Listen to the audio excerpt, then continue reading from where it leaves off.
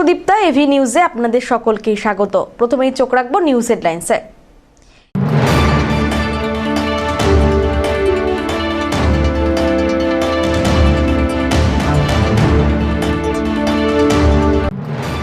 নারী সুরক্ষা নিয়ে প্রচারে বেরিয়ে তৃণমূল ছাত্র পরিষদের হাতে আক্রান্ত স্বেচ্ছাসেবী সংগঠনের কর্মীরা।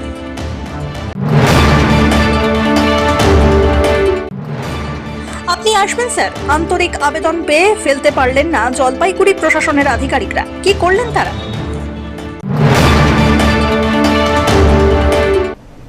এবার আসছি বিস্তারিত সংবাদে। নারী সুরক্ষা নিয়ে প্রচার করতে গিয়ে তৃণমূল ছাত্র পরিষদের হাতে আক্রান্ত স্বেচ্ছাসেবী সংগঠনের কর্মীরা।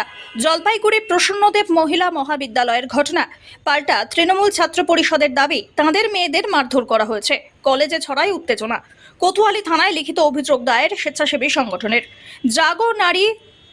জাগো বহ্নি শিক্ষা সংগঠনের পক্ষ থেকে নারী সুরক্ষা নিয়ে আগামী 9 থেকে 16 ডিসেম্বর এক অনুষ্ঠান হবে।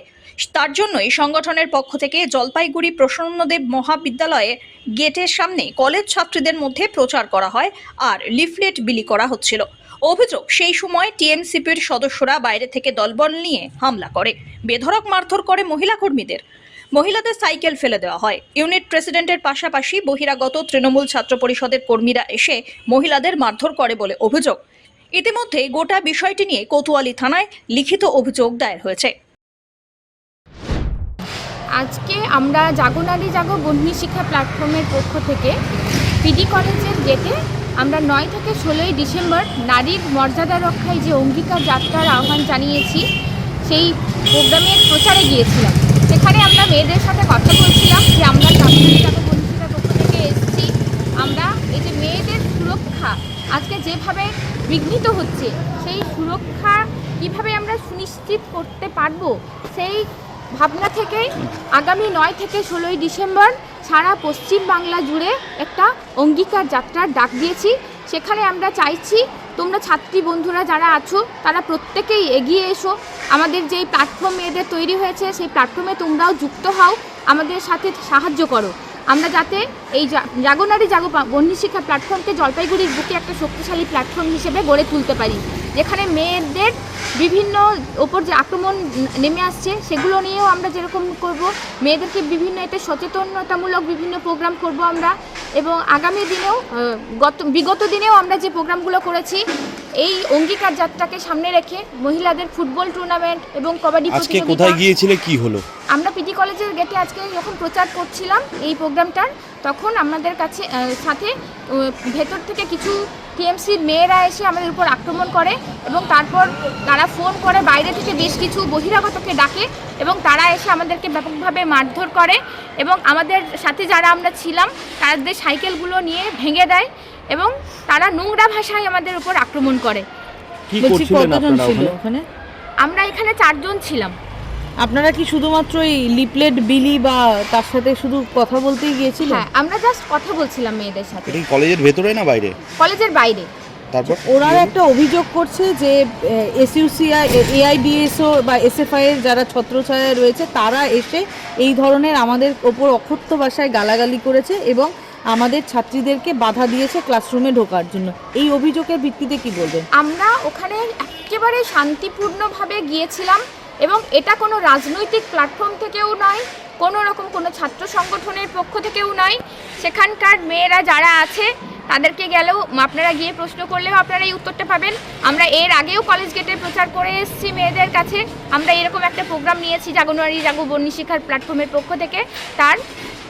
আমরা কোনো রাজনৈতিক প্ল্যাটফর্ম থেকে যাইনি, কিন্তু তারা আমাদেরকে যেভাবে আক্রমণ করলো, আজকে সাধারণ একটা অরাজনৈতিক প্ল্যাটফর্ম যারা এইটা নিয়ে নারী সুরক্ষা নিয়ে তারা চিন্তিত, তারা যখন কলেজ গেটে গিয়ে এটা প্রচার করছে, সেটার উপর যদি এইভাবে আক্রমণ নামিয়ে আনে তাহলে সারা পশ্চিমবাংলা জুড়ে আজকে নারীর নিরাপত্তা কোথায়?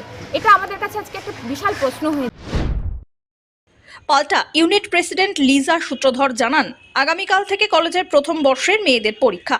এরই মধ্যে এসএফআই এর কিছু মেয়েরা কলেজ ছাত্রীদের কলেজের গেটে আটকে রাখে। তারই প্রতিবাদ করতে গেলে তাকে মারধর করা হয়।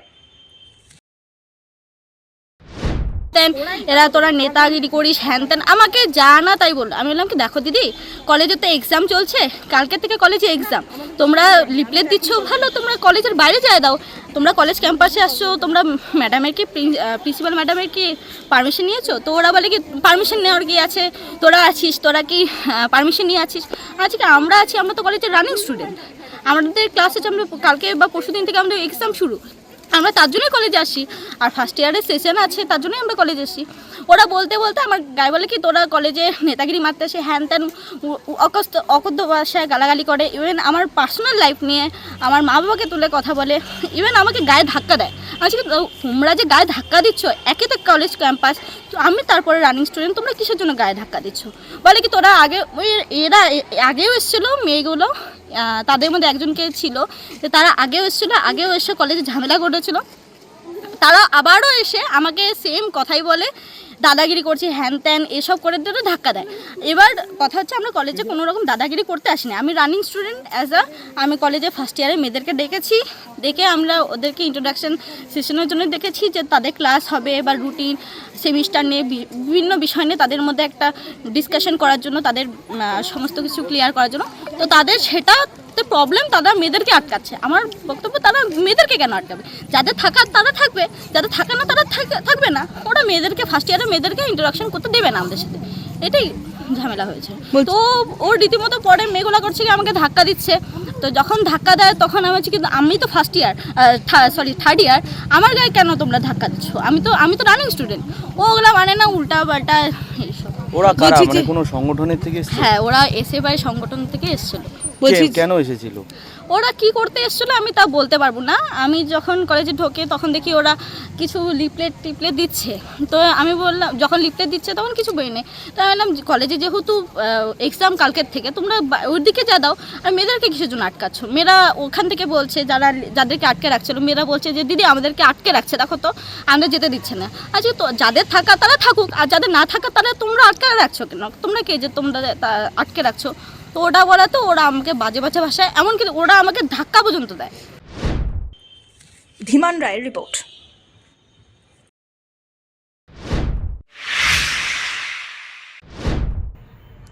আপনি আসবেন স্যার, আন্তরিক এই আবেদন পেয়ে ফেলতে পারলেন না জলপাইগুড়ির প্রশাসনের আধিকারিকরা। সদর ব্লকে বাংলার বাড়ি পেয়েছেন ৯,৯২০ জন, ৯০% বাড়ির কাজ শেষ। এদের মধ্যে ৫ জন উপভোক্তা ঘর তৈরির পর গৃহপ্রবেশ অনুষ্ঠানের আয়োজন করেছিলেন। তাতে আমন্ত্রণ জানিয়েছিলেন জলপাইগুড়ির সদর বিডিও, জেলা পরিষদের সভাধিপতি, পঞ্চায়েত সমিতির সভাপতিকে। আন্তরিক আবেদন, তাই ফেলতে পারেননি কেউই। কাজের ব্যস্ততার মাঝে সময় বের করে ছুটে গিয়েছিলেন মণ্ডলঘাটের সঞ্জীব বিশ্বাস, হোসেন আলী, খরিজা বেরুবাড়ির মনীন্দ্র কর্মকার, আব্দুল জালিলের বাড়িতে। এক সময় সকলের বাড়ি ছিল ভাঙা, বসবাসের অনুপযুক্ত। আজ সরকারি সাহায্য পেয়ে নিজেরা নিজেদের মতো করে বাড়ি তৈরি করে নিয়েছেন। নতুন বাড়ির গৃহপ্রবেশ অনুষ্ঠান ও আয়োজনও করেছিলেন তারা। আমন্ত্রণ জানিয়েছিলেন প্রশাসনের আধিকারিকদের। আমন্ত্রণ পেয়ে ফুল মিষ্টি হাতে প্রশাসনের আধিকারিকরা এসে উপস্থিত হওয়ায় আপ্লুত সকলেই। আপ্যায়নে ত্রুটি রাখলেন না কেউই। অপূর্ব, খুবই ভালো লাগছে। এই যে মমতাদি সহযোগিতায়, পশ্চিমবঙ্গ সরকারের উদ্যোক্তায় আমি যে এই সুযোগটা পেয়েছি, এতে আমার একেবারে আন্তরিক প্রচুর আনন্দ, খুবই আনন্দ পেয়েছি। আর এই যে বিডিও সাহেব, প্রধান, সব নামে চরণ ধরে আমরা এই বাড়িতে পাইলাম, আমার ভাগ্যের ব্যাপার বলা চলে। এই বাড়িতে তো বলছি গৃহপ্রবেশ করছিলেন না, আজকে তো এই ভালো লাগছে? একেবারে খুবই ভালো। এরকম আনন্দ আর কোনোদিন পাবো কি না। আচ্ছা, ফিতা কেটে করলেন? হ্যাঁ, ফিতা কেটে গৃহপ্রবেশ করা হলো। বিডিও স্টাফ, প্রধানের স্টাফ সবাই উৎসাহিতভাবে আমাকে আগিয়ে দিলেন, গৃহে ঢুকিয়ে দিলেন, প্রবেশ করালেন। এই টাকাটা পেয়ে কেমন লাগছে আপনার? আরে বাবা, এই টাকা না হলে আমার ক্ষমতাই ছিল না, সাহসে পাইনি। ভালো লাগছে? খুব ভালো। হ্যাঁ, বলছি কেমন লাগছে? খুবই ভালো লাগছে। তো হচ্ছে আগে তো আমাদের টিনের ঘর ছিল, তো এখন হচ্ছে পাকা ঘরে হয়েছে। আর সঙ্গে হচ্ছে আমাদের যে গৃহপ্রবেশ হচ্ছে, গৃহপ্রবেশে বিডিও স্যার এসেছে। বিডিও স্যার এসে আমাদের খুবই ভালো লাগছে। আমাদের মাননীয় মুখ্যমন্ত্রী মমতা বন্দ্যোপাধ্যায় প্রত্যেক মানুষকে যারা পাওয়ার যোগ্য তাদেরকে মাথার উপর ছাদ দিচ্ছেন। তারই যে আজকে এখানে দেখতে পাচ্ছেন আপনারা যে কি সুন্দর করে বাড়ির মালিক ঘটা করে পুজো দিয়ে আমাদের সবাইকে আমন্ত্রিত করে আজকে সেই বাড়ির গৃহপ্রবেশ করছেন। তো এটা এখানটায় মাননীয় মুখ্যমন্ত্রীকে অসংখ্য ধন্যবাদ, উনি মাথার উপর ছাদ দেওয়ার জন্য। আর দেখবেন বাড়ির মালিক উনি উপভোক্তার নাম এখানে মনীন্দ্র কর্মকার, উনি ভীষণভাবে আমাদের মাননীয় মুখ্যমন্ত্রীকে ধন্যবাদ জানালেন এবং আমাদের সবাইকে বললেন যে এই দিদির যে এই যে প্রকল্প, এই প্রকল্প দেওয়াতে ওনার যে কতটা মনে শক্তি এবং সাহস যে মাথায় একটা ছাদ তার হয়েছে। কতজন এরকম বেনিফিশিয়ারি রয়েছে? আমাদের বেনিফিশিয়ারি জেলা জুড়ে আছে, এখানে চলছে, দেওয়া হচ্ছে। অ্যাকচুয়ালি আমাদের সদর ব্লকে ৯,৯২০টি বাংলার বাড়ির আবাস যোজনা, যেটা আপনারা জানেন যে রাজ্য সরকারের সম্পূর্ণ খরচে বেনিফিশিয়ারিরা পেয়েছেন। তো তার মধ্যে প্রায় ৯০% শেষ হয়ে গেছে এবং এইগুলোর জন্য আমরা প্রায়শই বিভিন্ন গ্রাম পঞ্চায়েত ভিজিট করি, বিভিন্ন বেনিফিশিয়ারির সঙ্গে কথা বলি। তো হঠাৎ করেই বেশ কয়েকটা বাড়ি তারা উদ্বোধন, মানে যেটাকে বলে গৃহপ্রবেশ আমাদের বাংলায়, তো গৃহপ্রবেশ উৎসব ওরা পালন করবে বলে আমাদেরকে আমন্ত্রণ জানায় এবং আমরা সত্যিই খুব অভিভূত এরকম ধরনের একটা আবেদন পেয়ে, এরকম ধরনের একটা আমন্ত্রণ পেয়ে আমরা খুবই অভিভূত।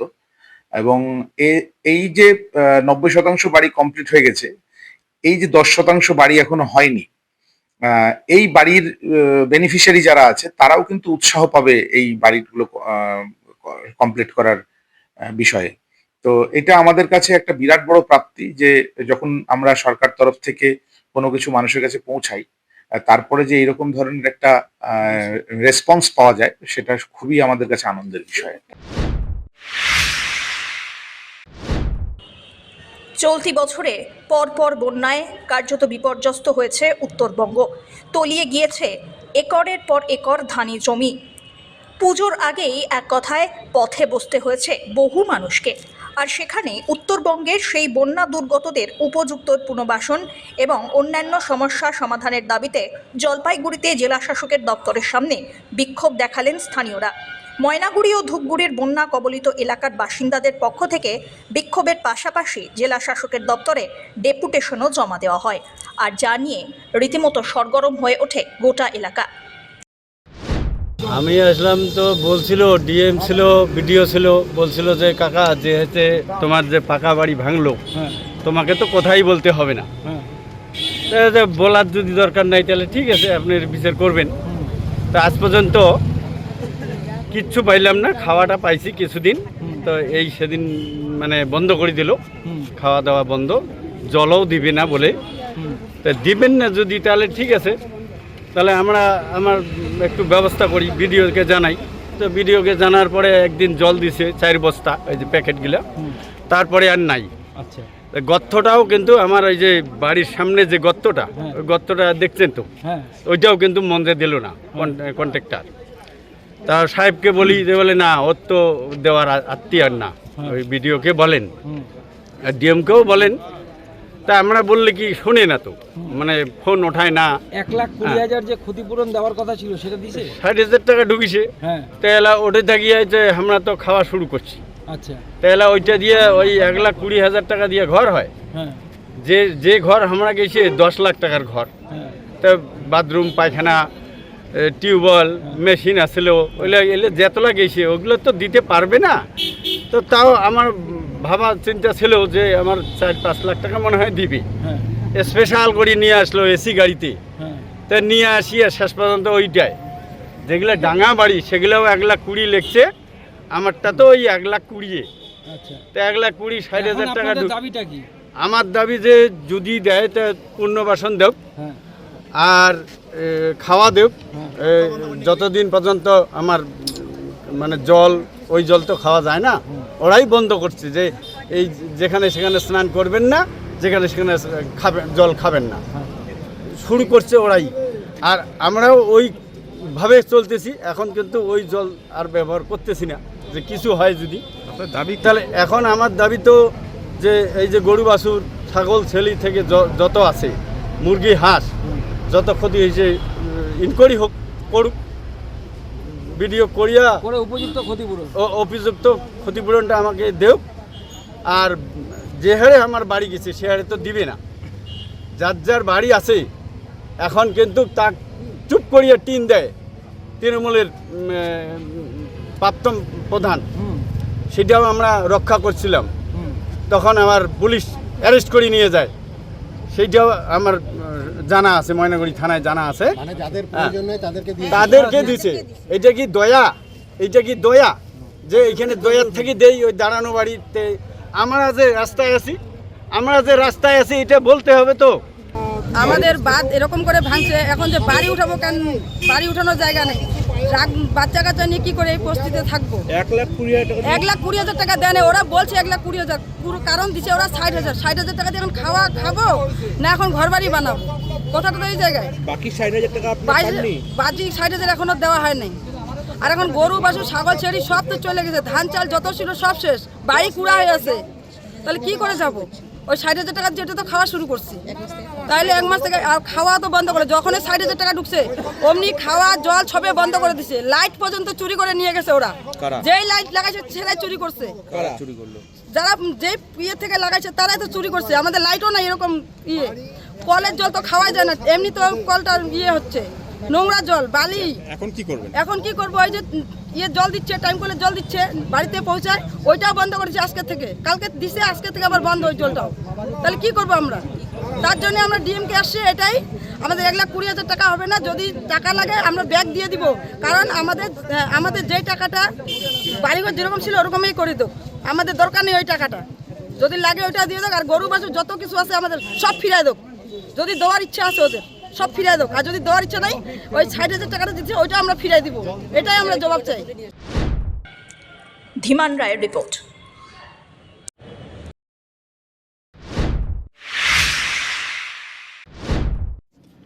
এসআইআর আবহে মাটিয়ালি ব্লকে বিজেপিতে বড়সড় ভাঙন। তৃণমূলে যোগ দিলেন বিজেপির প্রাক্তন পঞ্চায়েত সমিতির কর্মাধ্যক্ষ অর্জুন গিরি সহ প্রায় 30টি পরিবার। সোমবার সন্ধ্যায় মাটিয়ালি ব্লকের চিলনি চা বাগানে হয় যোগদান সভা। যোগদানকারীদের হাতে দলীয় ঝান্ডা ও খাদা তুলে দেন তৃণমূলের জেলার সাধারণ সম্পাদক জোসেফ মুন্ডা, ব্লক সভানেত্রী নমিতা কালান্দি, এসটি কমিটির জেলা সভাপতি উইলিয়াম মিঞ্জ সহ অন্যান্যরা। এই যোগদান চিলনি চা বাগানে তৃণমূলের শক্তি অনেকটাই বৃদ্ধি করল বলে মনে করছে তৃণমূল নেতৃত্ব। যোগদানকারী অর্জুন গিরি জানিয়েছেন, তৃণমূলের উন্নয়নের কর্মযজ্ঞে সামিল হওয়ার জন্য বিজেপি ছেড়ে তৃণমূলে যোগদান করেছেন তিনি।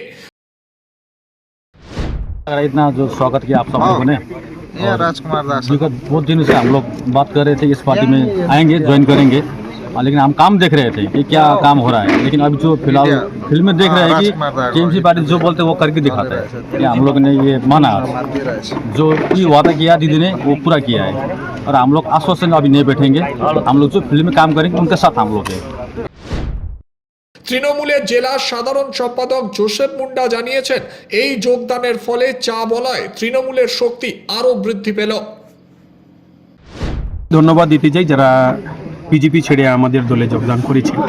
কিন্তু মুদ্রা কথা, এই লাস্ট লোকসভা ইলেকশনে আমরা এইসব জায়গায় হেরেছিলাম। টিএমসি কম ভোট পেয়েছে এবং বিজেপি বেশি ভোট পেয়েছে। অর্জুনের নেতৃত্বে যারা এসেছেন এখানে, আজকে আমরা এখানে শক্তিশালী হয়েছে।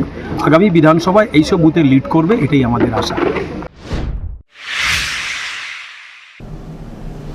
নিয়ে নিচ্ছে ছোট্ট একটি বিরতি, ফিরে আসছি বিরতির পর, সঙ্গে থাকুন।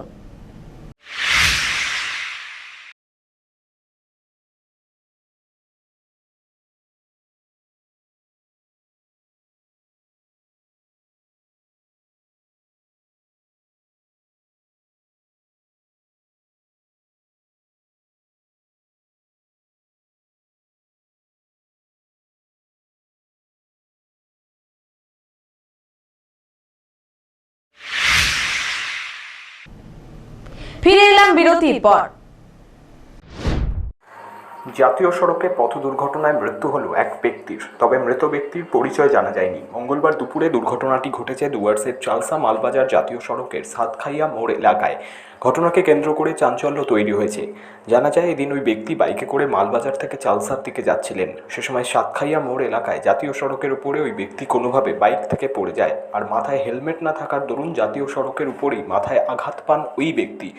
প্রচুর রক্তক্ষরণ হয় এবং ঘটনাস্থলেই মৃত্যু হয়। মুহূর্তের মধ্যেই ওই এলাকায় বহু মানুষের ভিড় হয়। খবর পেয়ে এলাকায় পৌঁছয় মেটেলি থানার পুলিশ দেহ ও বাইকটি উদ্ধার করে নিয়ে যায়। দেহ ময়নাতদন্তের জন্য জলপাইগুড়ি সদর হাসপাতালে পাঠানো হবে বলে পুলিশ সূত্রে জানা যায়।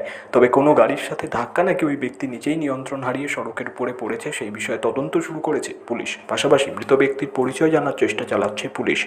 তবে দুর্ঘটনা কমাতে রাজ্য জুড়ে সেফ ড্রাইভ সেভ লাইফের প্রচার চললেও এক শ্রেণীর মানুষ যেটা মানছেন না এদিনের দুর্ঘটনায় তা আবারও স্পষ্ট। ধীমান রায়ের রিপোর্ট।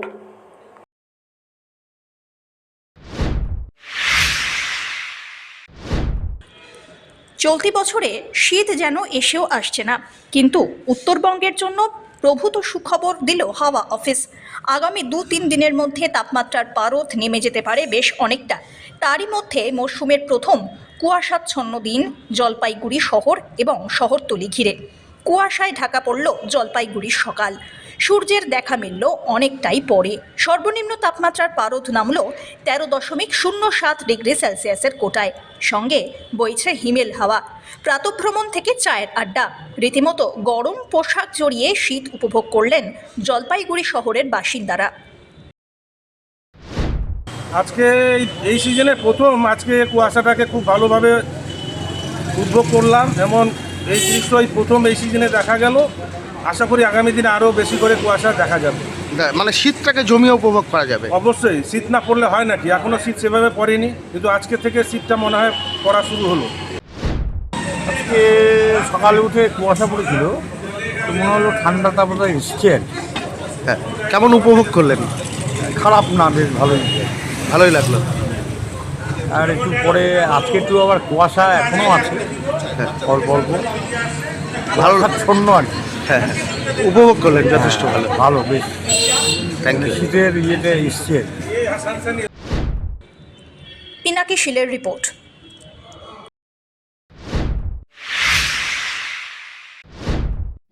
দুর্গাপুজো, কালী পুজো ও ছট পুজো সহ একাধিক উৎসব হয়ে গেলেও জলপাইগুড়ি শহরের একাধিক জায়গায় ঝুলছে শুভেচ্ছা বার্তার ব্যানার। এর জেরে শহরে দৃশ্য দূষণ বাড়ছে বলে অভিযোগ। অবশেষে দেরিতে হলেও শহরের বিভিন্ন জায়গায় টাঙিয়ে রাখা পুরনো ব্যানার খুলে দেওয়ার উদ্যোগ গ্রহণ করল পুরসভা।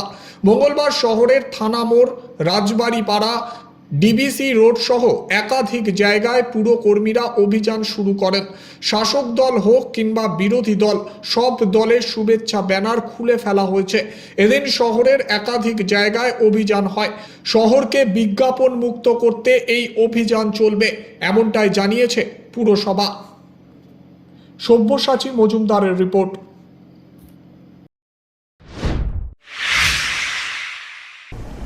শেষ করবার আগে নিউজ হেডলাইন্স আরো একবার।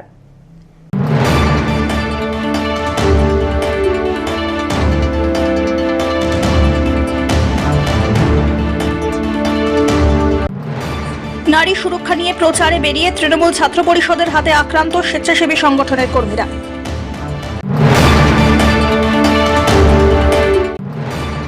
আপনি আসবেন স্যার, আন্তরিক আবেদন পেয়ে ফেলতে পারলেন না জলপাইগুড়ি প্রশাসনের আধিকারিকরা। কি করলেন তারা?